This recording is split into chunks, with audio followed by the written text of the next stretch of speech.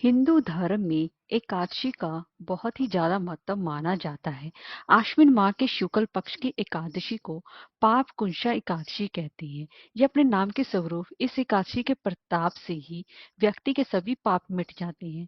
ये व्रत व्यक्ति को कठिन तपस्या के बराबर पुण्य की प्राप्ति कराता है, अर्थ में मोक्ष की प्राप्ति कराता है। इस एकादशी पर भगवान पद्म नाम की पूजा अर्चना की जाती है और इस पद्म नाम एकादशी पर पाप कुंशा एकादशी पर भगवान विष्णु जी की पूजा अर्चना करना अत्यंत ही शुभ फलदायी माना जाता है, क्योंकि ये पापों को हरने वाली है और इस एकादशी का महत्व और भी ज्यादा होता है। वैसे तो साल में 24 एकादशी होती हैं, कई बार अधिक मास आने की वजह से 26 एकादशी हो जाती हैं। इस साल 26 एकादशी पड़ रही हैं, जिसकी वजह से इसका महत्व और भी बढ़ जाता है। तो दोस्तों, आज की हम इस वीडियो में बात करेंगे कि पाप कुंशा एकादशी कब पड़ रही है और व्रत का पारण का समय क्या रहेगा और शुभ योग कौन से हैं और पाप कुंशा एकादशी की पूजा विधि और उसके महत्व के बारे में बात करेंगे। और इसी के साथ साथ पाप कुंशा एकादशी पर हमें कौन सा खास महाउपाय करना चाहिए जिससे कि धन धन लाभ हो। तो चलिए वीडियो शुरू करते हैं। दोस्तों, अगर आपको हमारी वीडियो अच्छी लगी हो तो लाइक और शेयर करें, चैनल को सब्सक्राइब करना ना भूलें और कमेंट बॉक्स में ओम नमो भगवते वासुदेवाय अवश्य लिखें। तो चलिए वीडियो शुरू करते हैं। दोस्तों, आश्विन शुक्ल पक्ष की एकादशी तिथि जो कि 24 अक्टूबर दोपहर को 3:14 से प्रारंभ हो रही है और इसका समापन 25 अक्टूबर 2023 को दोपहर को 12:32 पर होगा। तो ऐसे में उदय तिथि के हिसाब से अश्विन शुक्ल एकादशी का व्रत 25 अक्टूबर 2023 को रखा जाएगा और एकादशी का व्रत का पारण जो कि 26 अक्टूबर को सुबह 6:28 से लेकर सुबह के 8:43 तक किया जाएगा। उस समय तक आपको अपने व्रत का पारण कर लेना चाहिए। दोस्तों, इस साल पापकुंशा एकादशी पर वृद्धि योग, रवि योग और त्रिगही योग का भी निर्माण बन रहा है और इस योग में की हुई पूजा और काम की हमेशा ही सफलता मिलती है। अब दोस्तों, जान लेते हैं कि हम पापकुंशा एकादशी की पूजा विधि क्या है। दोस्तों, पापकुंशा एकादशी का व्रत, कोई भी एकादशी का व्रत हो, वो दशमी तिथि से ही प्रारंभ हो जाता है जो कि द्वादशी तिथि तक चलता है। अब हमने दसवीं तिथि से लेकर द्वादशी तिथि के नियमों का हमें जानना चाहिए।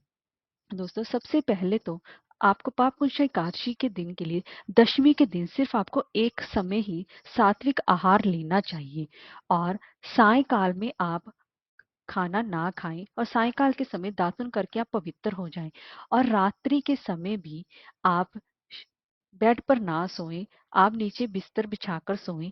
और इस दिन भी विशेष ध्यान रखें कि दसवीं तिथि से ही आप पर ब्रह्मचार्य का पालन करना आपके लिए अनिवार्य हो जाता है और दसवीं तिथि से लेकर द्वादशी तिथि तक यह ब्रह्मचार्य आपको निभाना होगा।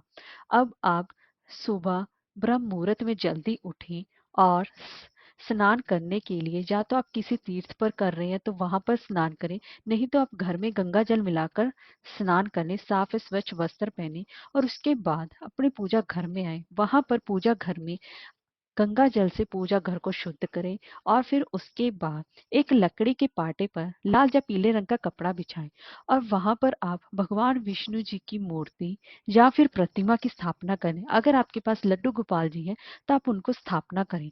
अब भगवान विष्णु जी और लड्डू गोपाल जी का पंचामृत से अभिषेक कराएं। अब आप गंगा जल से अभिषेक कराएं और उनको आज के दिन आप पीले रंग के वस्त्र पहनाएं।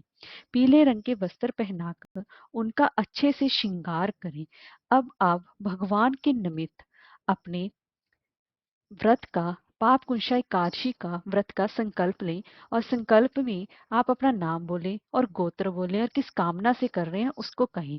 और आप ये व्रत निर्जल आहार करेंगे या फिर फलाहार करेंगे इसके बारे में भी कहें और उसके बाद व्रत का संकल्प लेके अब आप भगवान विष्णु जी के लिए पूजा के लिए ऋतु फल, पीली मिठाई, पीले फूल अवश्य ही चढ़ाएं और एक दीपक भी जलाएं और साथ में आप माँ लक्ष्मी की पूजा अर्चना करना ना भूलें और उनको पूजा में धूप दीप में नाना प्रकार की सामग्रियां उन्हें अर्पित करें। और दोस्तों, खासकर भगवान विष्णु जी को तुलसी अत्यंत ही प्रिय है और तुलसी आप एक दिन दशमी तिथि को ही तोड़ के रख लें, क्योंकि काशी के दिन तुलसी को तोड़ना वर्जित माना गया है और एकादशी के दिन तुलसी माता में जल भी नहीं दिया जाता। इस बात का विशेष ध्यान रखें और भगवान विष्णु जी को तुलसी दल अर्पित करें और वहीं पर बैठकर भगवान विष्णु जी की आरती और लड्डू गोपाल जी की आरती जरूर उतारें और उसके बाद भगवान विष्णु जी के निमित्त विष्णु सहस्त्र नाम का पाठ, भगवान विष्णु जी का मंत्र ओम नमो भगवते वासुदेवाय का यथा संख्या मंत्र आप जाप करें। इसी के साथ साथ आप पाप कुंशा एकादशी व्रत कथा भी अवश्य ही सुने और फिर शाम के समय भगवान विष्णु जी का विशेष रूप से भजन कीर्तन आदि करते हुए अपनी रात्रि बिताएं और फिर उसके बाद अगले दिन भगवान विष्णु जी की सुबह ब्रह्म मुहूर्त में जल्दी उठें और भगवान विष्णु जी का फिर से पूजन अर्चन करते हुए ब्राह्मणों को भोजन कराएं और गरीबों को भी भोजन और दान अवश्य ही करें। फिर उसके बाद फिर अपने व्रत का पारण करें। व्रत के पारण करने का भी आपको समय बता दिया गया है। उस समय ही आपको व्रत का पालन करेंगे तो आपको उचित फल की प्राप्ति होगी। तो आइए दोस्तों, अब हम जान लेते हैं कि हमें पापकुंशा एकादशी व्रत की महत्व क्या है। दोस्तों, पाप कुंशा एकादशी का हमारे हिंदू धर्म में बहुत ही ज्यादा महत्व माना जाता है। जो भी इंसान इस एकादशी का व्रत रखता है, भगवान विष्णु उनके 3 पीढ़ियों तक के सभी प्रकार के पाप और दोष दूर कर देते हैं। मान्यता है कि जो भी पूरी विधि विधान से इस एकादशी का व्रत करने पर 100 सूर्य यज्ञ और 1000 अश्वमेध यज्ञ करने के बराबर का फल प्राप्त करता है। शास्त्रों में बताया गया है कि अनजाने में ही किसी प्रकार से हमारे हमसे कोई भी पाप हुआ हो तो उस पाप का प्रायश्चित करने के लिए पाप कुंशा एकादशी का व्रत रखा जाता है।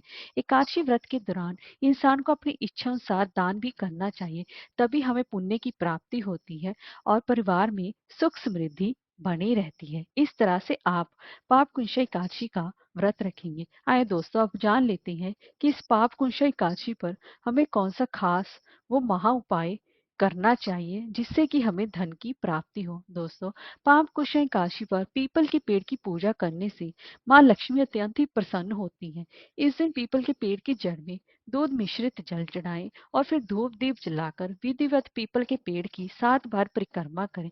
मान्यता है कि ऐसा करने से धन संबंधी सभी परेशानियां दूर होती हैं और धन लाभ के भी योग बनते हैं।